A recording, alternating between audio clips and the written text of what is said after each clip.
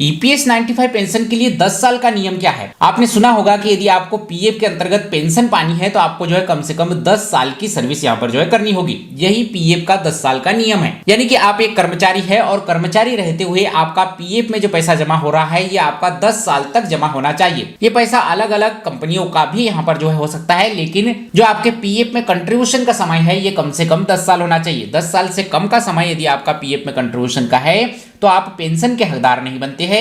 इस पैसे को आप यथावत विड्रॉल कर सकते हैं, लेकिन पैसा विड्रॉल करने पे नुकसान ये होता है कि इस पेंशन के पैसे पर आपको जो है ब्याज नहीं मिलता है। वहीं पर 10 साल या उससे ज्यादा की आपकी सर्विस हो चुकी है तो आप ईपीएस 95 पेंशन के हकदार बन जाते हैं और 58 साल की उम्र होने पर यानी कि रिटायरमेंट होने पर आपको एक विशेष कैलकुलेशन के तहत ईपीएफओ के अंतर्गत जितना भी आपका पैसा जमा हुआ है उसके एवज में यहाँ पर जो है मासिक पेंशन, हर महीने पेंशन ईपीएफओ की ओर से, सरकार की ओर से दी जाती है। यही ईपीएस 95 पेंशन का 10 साल का नियम होता है। ऐसी ही पीएफ पेंशन और सरकारी योजना और स्टूडेंट हेल्थ टेस्ट अपडेट के लिए हमारे इस चैनल एम्प्लॉय खबर को सब्सक्राइब जरूर कर ले।